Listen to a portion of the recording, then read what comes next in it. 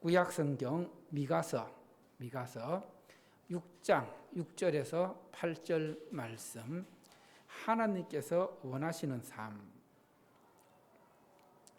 미가서 6장 6절에서 8절 말씀.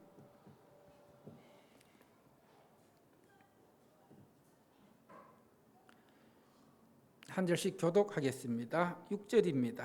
내가 무엇을 가지고 여호와 앞에 나아가며 높으신 하나님께 경배할까? 내가 번제물로 1년 된 송아지를 가지고 그 앞에 나아갈까?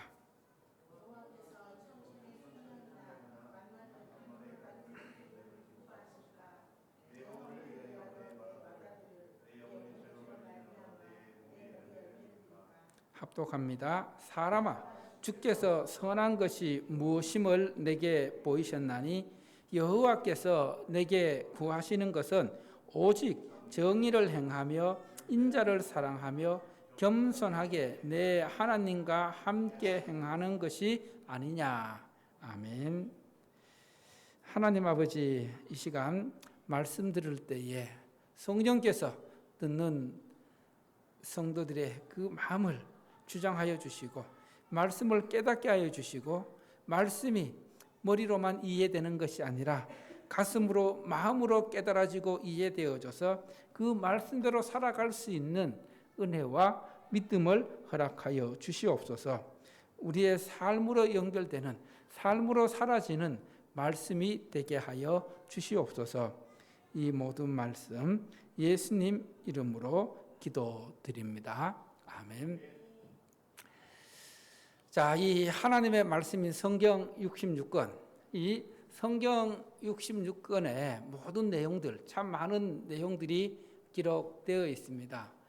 자, 이 말씀들을 딱 한마디로 압축하자면은, 요약하자면은 무엇일까요? 한번 따라해 볼까요? 하나님을 사랑하라. 뭐 하라고요? 하나님을 사랑하라. 이 하나님을 사랑하라는 이 말씀이, 이 명령이 성경에서 가르쳐주고 있는 제일 중요한 가르침이고 내용입니다. 그 다음에 하나님을 사랑하면은 그 다음에 사랑해야 할 것이 무엇일까요? 그것은 이웃을 사랑하는 것입니다. 그래서 예수님도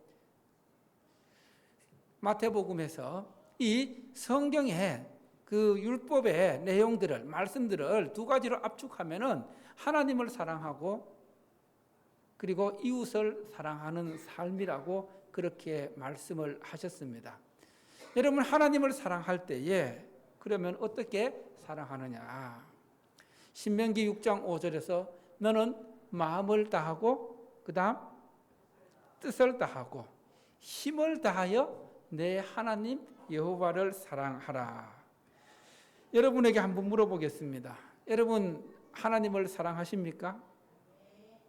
진짜로 하나님을 사랑하십니까?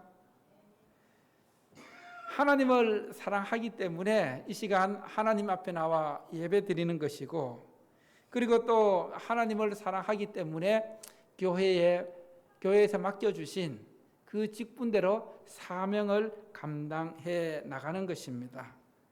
그런데 정말 우리가 하나님을 사랑한다고 하지만은, 그리고 또 하나님을 사랑한다고 고백은 하지만은 그 사랑이 하나님이 원하시는 사랑을 하고 있는지 그것을 우리가 한번 잘 점검해 보아야 합니다.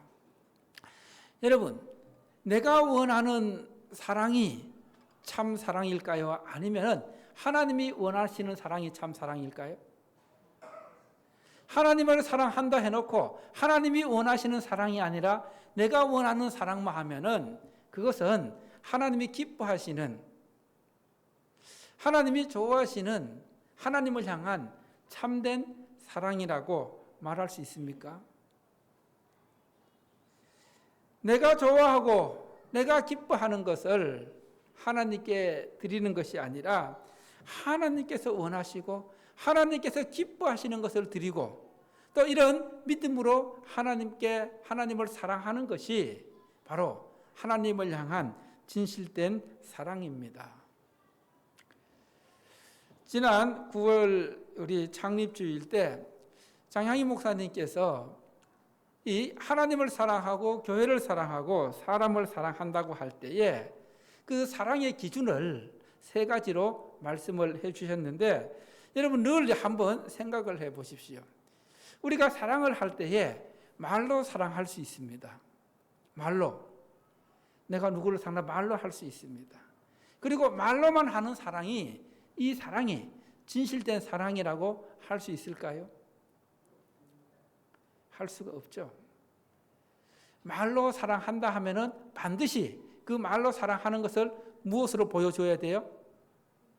내 몸으로 보여주어야 합니다. 우리가 하나님을 아무리 사랑한다고 해도 내 몸으로 하나님을 사랑하는 것을 보여주지 않으면은 그것은 하나님을 말로만 사랑하는 것에 불과합니다. 그러면 몸으로 보여준다는 것이 무엇입니까?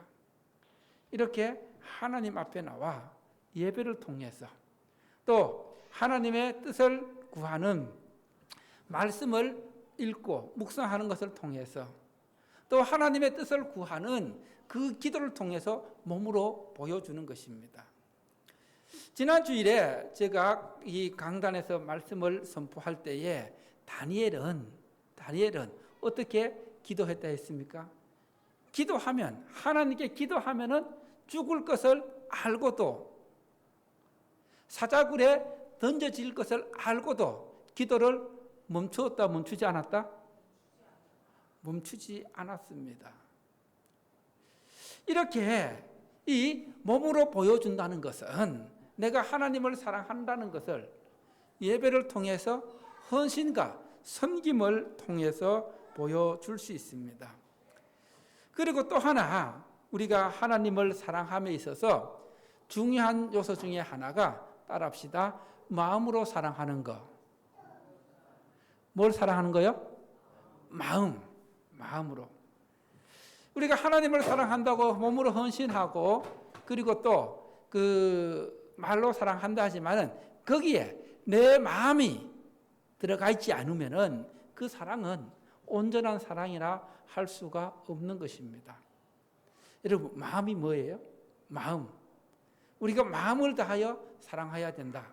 마음을 많이 마음이란 말 쓰고 있는데, 마음이 눈에 보입니까? 보이지 않습니까? 예? 보이지 않습니다. 그러나 보이지 않지만은 마음이 존재합니까? 존재하지 않습니까? 예? 존재합니다. 이것은 우리가 알아야 할 것이 뭐냐 하면은, 따라합시다. 눈에 보이는 것이 다가 아니다. 눈에 보이지 않는 것들도 보세요. 바람, 우리가 바람이 분다 할 때 바람 눈에 보입니까? 보이지 않습니까? 보이지 않지만은 존재합니다. 그리고 산소, 우리가 이 산소가 없으면은 살아갈 수 없잖아요. 산소도 눈에 보이지 않지만 존재합니다. 자, 많은 사람이 이렇게 말합니다. 하나님 눈에도 보이지 않는데 어떻게 하나님이 존재하는 것을 증명할 수 있습니까? 이렇게 말합니다. 여러분, 하나님이 내 눈에 보이지 않는다 해서 존재하지 않는다고 그렇게 말할 수 있을까요? 예? 없습니다. 왜 없습니까? 하나님께서는 분명히 이 성경 66권을 통해서 하나님이 어떤 분이신지를 우리에게 가르쳐 주시고 말씀해 주셨기 때문입니다. 그래서 우리가 마음을 다해서 하나님을 사랑해야 되는데, 이 마음이라는 게 뭘까? 마음으로 정리하는 것이 참 애매합니다. 그래서 이 동양과 서양에서 말하는 마음이 좀 차이가 있습니다. 서양 사람들은 이 지식적인, 지적인 생각을 마음이라고 말하는 경우가 있습니다. 이성, 이것이 마음이다. 그런데 동양은 어떻습니까? 이성, 이거 지성보다는 뭘 중요시깁니까? 감정을 이렇게 중요시기는데, 그래서 마음이라 할 때는 따라합시다. 마음은 생각과 느낌이다. 우리의 마음이 생각과 느낌으로 정리될 수 있다는 거예요. 그럼 우리가 하나님을 진짜 마음으로 사랑한다 하면은 내 생각에 무엇으로 가득 차 있어야 돼요? 하나님으로 가득 차 있어야 됩니다. 우리가 누군가를 사랑하면은 정말 여러분 결혼하고 전에 연애를 하게 될 때 연애하는 그 대상을 사랑하게 되면 온갖 하루 종일 누가 생각만 해요? 그 사랑의 대상, 그 사랑의 대상으로 가득 차 있잖아요. 오늘 만나면 뭐 할까? 뭐 먹을까? 어떻게 하면 내가 사랑하면 좋아할까? 무엇을 하면 기뻐할까? 그 생각으로 가득 차 있잖아요. 그리고 또 그 내 감정이 누군가를 사랑하게 되면 내 감정이 어떤 감정이에요? 기대되고 기쁘고 편안하고 그런 감정으로 가득 차잖아요. 이렇게 우리가 하나님을 사랑한다고 할 때에 마음을 다해 사랑한다 할 때에 정말 내 생각과 감정이 모두 하나님으로 채워져 있는 것입니다. 그렇게 하나님을 사랑하는 것이 온전한 사랑이라 할 수 있습니다. 그리고 하나님께서 또 하나 우리가 사랑의 기준으로 삼아 주신 것이 우리가 살아감에 있어서 제일 중요한 기준 중에 하나가 뭐냐 하면은 살아감에 있어서 없어서는 안 될 물질이 있습니다. 물질, 돈을 통해서도 물질을 통해서도 진짜 하나님을 사랑하는지 사랑하지 않는지를 우리가 알 수 있다는 것입니다. 여러분, 하나님께서는 풍성하신 분이십니다. 풍요로우신 분이십니다. 그렇지만은 하나님께서는 이스라엘 백성들이 하나님 앞에 나올 때는 반드시 빈손으로 오지 말라고 말씀하셨습니다. 왜 그랬을까요? 하나님께서 가난해서 그랬을까요? 그렇지 않습니다. 왜냐하면 하나님께 재물을 준비할 때에 거기에 하나님을 향한 마음과 하나님을 향한 감사와 하나님을 향한 정성이 들어가기 때문에 늘 하나님 앞에 나올 때 예물을 준비해 가지고 나오는 겁니다. 우리가 주일날 하나님 앞에 예배 드리러 나올 때도 하나님 앞에 뭘 드립니까? 헌금, 물질을 드리잖아요. 예물을 드리잖아요. 그 예물을 드리는 정신이 바로 하나님께서 이렇게 한 주일을 살아오면서 하나님의 은혜에 대한 감사. 하나님께서 날 이렇게 지켜주셨구나. 그래서 우리가 하나님 앞에 온전히 예배 드리는 것은 우리의 몸을 다해 드리고 그리고 또 물질로 온전히 헌신할 때에 그것이 하나님께 온전한 예배고 하나님을 향한 온전한 사랑이라고 말할 수가 있는 것입니다. 오늘 우리가 읽은 이 미가서 6장은 이스라엘 남북 왕조에게 주시는 말씀인데 이스라엘이 남과 북으로 갈라져 있을 때 모두 이들이 하나님을 떠나고 우상을 숭배하고 불의를 행하며 죄악 가운데 살아가고 있을 때에 하나님께서 경고와 심판의 말씀을 주신 것이 미가서 말씀입니다. 당시 남북 왕국은 우상 숭배와 지도자의 죄악과 사회 불의 때문에 그 사회가 또 약한 자들이 힘든 삶을 살아가고 있었습니다. 그래서 하나님께서 그들의 그 삶을 지적하면서 회개하고 하나님께 돌아오라. 그리고 정말 하나님께서 진짜 원하시고 기뻐하시는 것이 뭘까? 오늘 본문 말씀을 통해서 우리에게 가르쳐 주고 있습니다. 첫 번째로 따라합시다. 내가 무엇을 가지고 하나님 앞에 나아갈까? 자, 6절 말씀 함께 읽어보겠습니다. 6절 말씀 시작. 내가 무엇을 가지고 여호와 앞에 나아가며 높으신 하나님께 경배할까? 내가 번제물로 1년 된 송아지를 가지고 그 앞에 나아갈까? 이스라엘 백성들은 당시 하나님 앞에 나아갈 때에 무엇을 가지면 하나님께서 기뻐하실까? 여러분, 먼저 우리가 하나님 앞에 나아갈 때에 하나님이 어떤 분이신지, 하나님이 무엇을 원하시는지, 하나님이 무엇을 기뻐하시는지 알고 그것을 가지고 하나님 앞에 나아가야 하나님께서 기뻐하시고 하나님께서 기쁘게 받아주십니다. 그런데 지금 말씀을 하고 있는 이 당시에 이스라엘 백성들은 하나님께 많이 드리면은 하나님께서 많은 복을 허락해 주시고 그리고 또 우리를 지켜주신다는 그런 세상의 어떤 가치관, 이방신의 가르침, 이 당시 바알신이 이 모든 백성들이 섬기고 있었는데 이 바알신은 당시 농사를 짓는 농경사회에서 풍요의 신이었습니다. 그래서 이 바알신께 많이 갖다 바치면 바알신이 그 많은 재물을 받고 우리를 또 풍성하게 우리를 풍요롭게 지켜준다. 그런 마음을 갖고 있었습니다. 여러분 성경을 이렇게 세상의 기준으로 세상의 가치관으로 적용하면은 하나님이 원하시는 것을 제대로 알 수가 없습니다.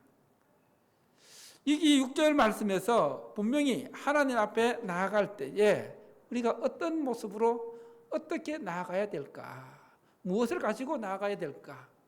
예배드리러 가는데 무엇을 가지고 나아가야 할까? 6절에서 하나님 앞에 나아갈 때에 내가 하나님 앞에 예배드리러 나아갈 때에 번제물 중에 1년 된 송아지를 가지고 나가면 하나님께서 기뻐하실까? 하나님께서 받으실까? 여러분 구약 성경에 보면 하나님께 드리는 제물이 5가지가 있는데 번제물, 소제, 화목제, 속건제, 속죄제가 있는데 그 중에 제일 중요한 제물이 번제입니다. 번제물입니다. 번제물은 그 송아지를 가지고 가면 양을 가지고 가면 그 양 전체를 불살라서 하나님 앞에 드리는 이 번제의 정신은 번제의 의미는 우리가 이처럼 내가 가져온 이 제물을 하나님께 전부 태워드리는 것처럼 내 전부를 하나님께 온전히 드리겠다는 그런 헌신의 상징이 바로 번제였습니다. 그 중에 1년 된 송아지는 하나님 앞에 드릴 수 있는 최상의 그런 제물이었습니다. 이런 제물을 가지고 나가면은 하나님께서 기뻐 받으실까? 이 말씀을 통해서 우리는 매주일 하나님 앞에 드리는 예배를 드리러 나올 때에 어떤 모습으로 나오는지 그리고 하나님께서 과연 내가 드리는 이 예배를 기쁘게 받아주실까?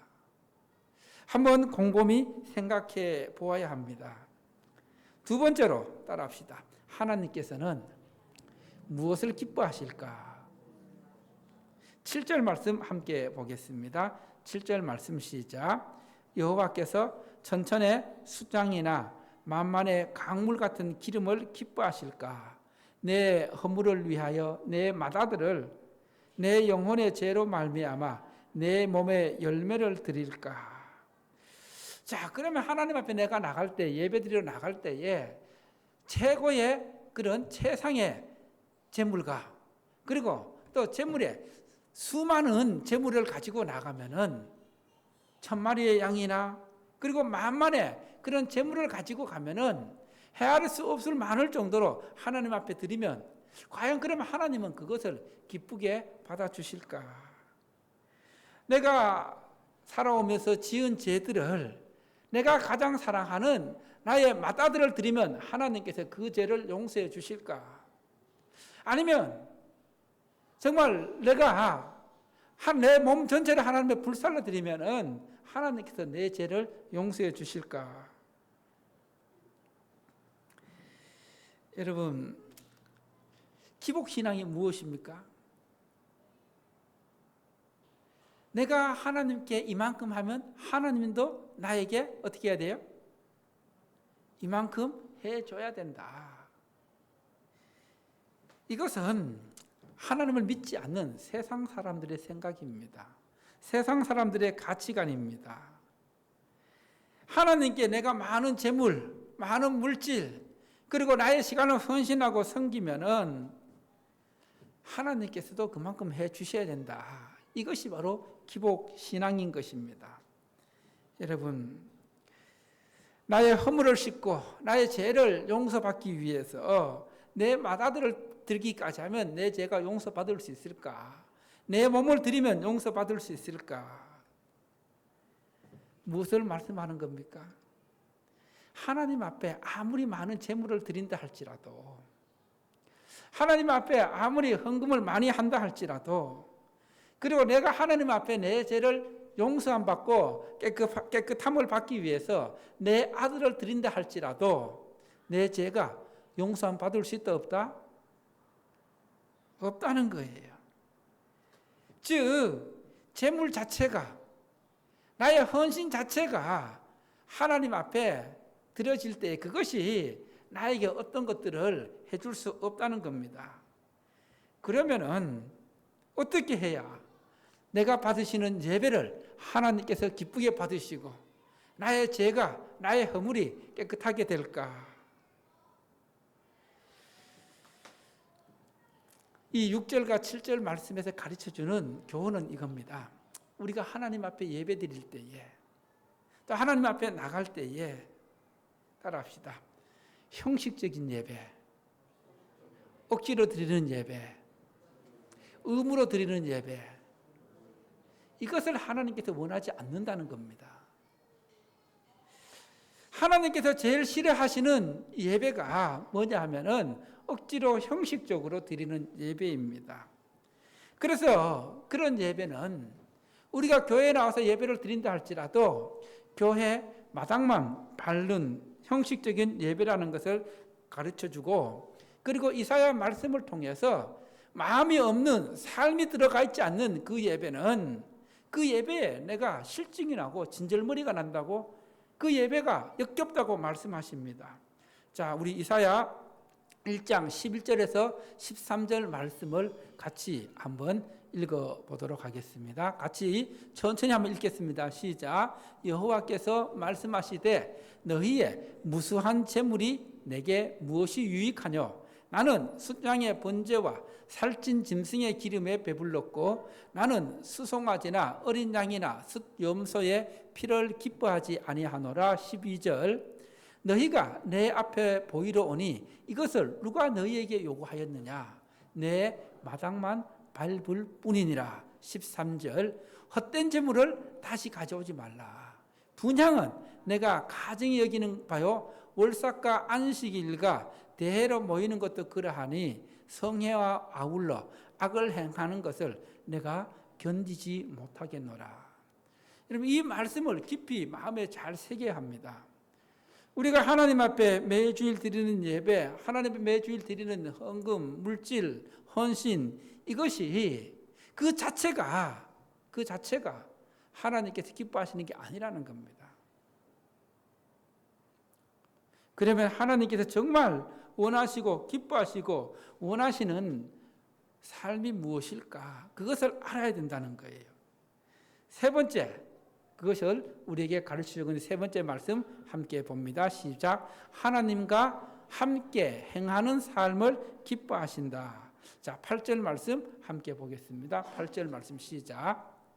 사람아, 주께서 선한 것이 무엇임을 내게 보이셨나니 여호와께서 내게 구하시는 것은 오직 정의를 행하며 인자를 사랑하며 겸손하게 내 하나님과 함께 행하는 것이 아니냐.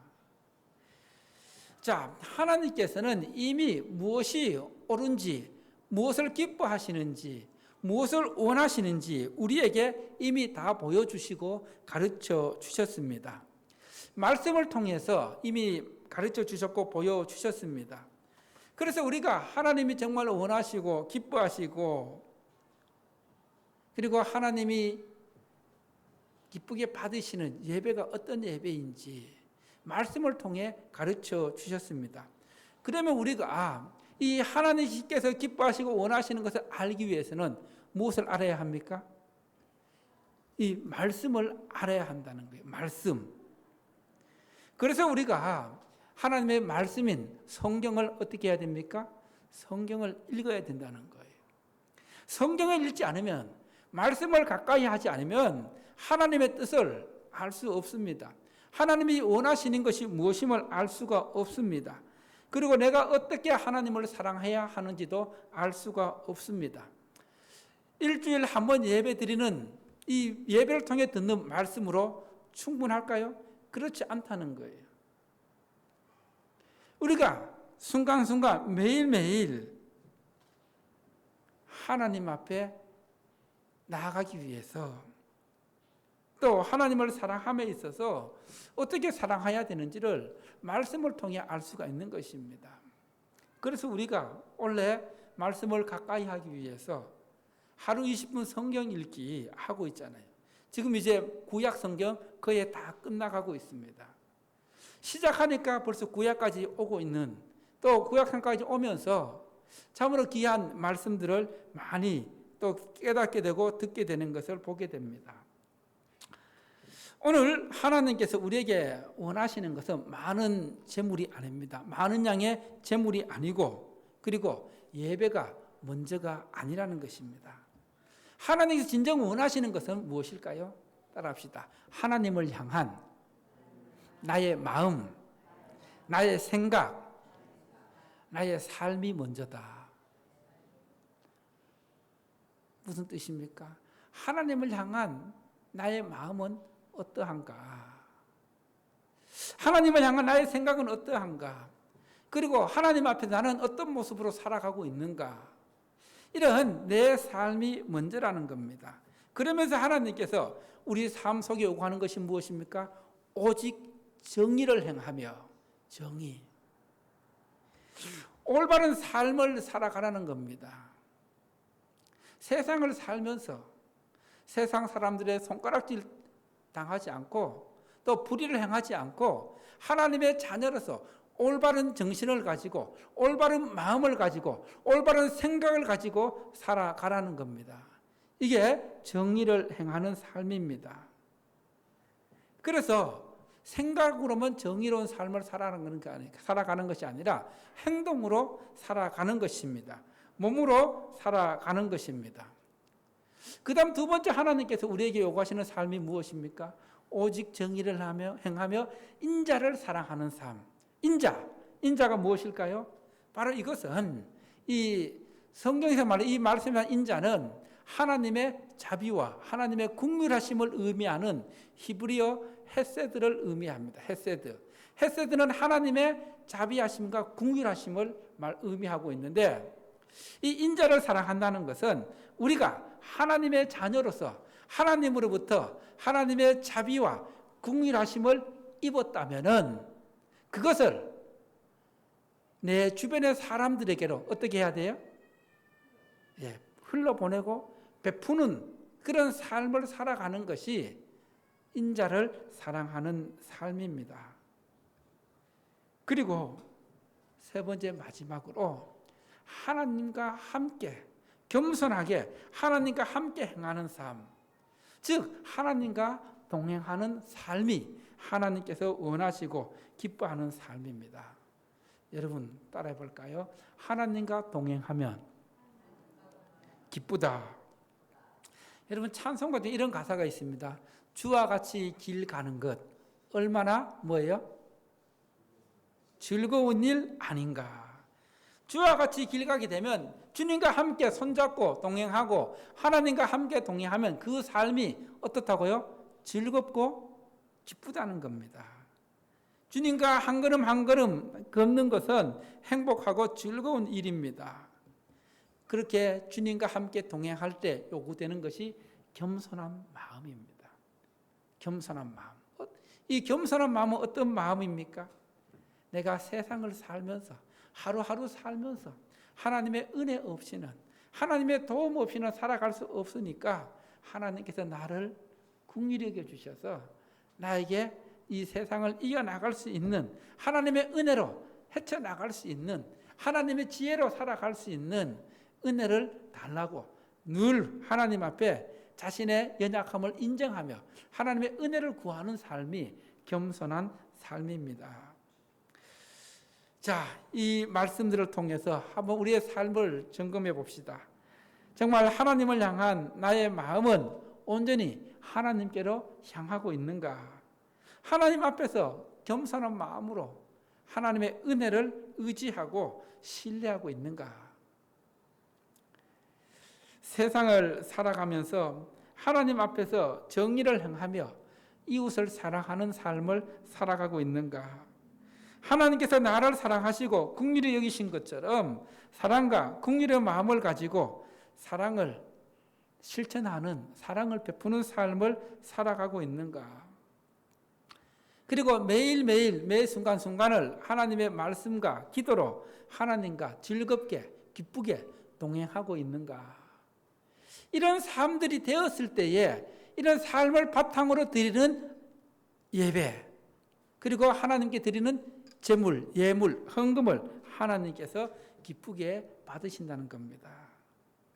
여러분, 우리가 하나님 앞에 나올 때에 하나님 앞에 드리는 예배와 하나님 앞에 많이 드리는 그런 헌금이 아니라 먼저 내 삶, 내 마음, 내 생각, 내 행동이 먼저라는 것을 오늘 말씀을 통해 우리에게 가르쳐 주고 있습니다.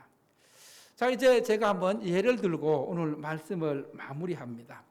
두 자녀가 있습니다. 두 자녀가 있는데 한 자녀는 자기 부모를 사랑한다고 하면서 공경한다고 하면서 매달 생활비를 부모님께 매달 꼬박꼬박 100만 원씩 보내고 있습니다. 그런데 한 번도 안부 전화도 드리지 않고 찾아오지도 않고, 그리고 또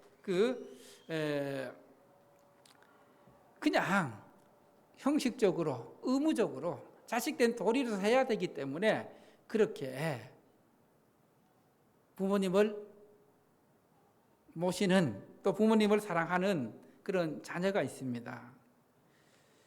그리고 또 한 자녀는 삶이 넉넉하지는 않습니다.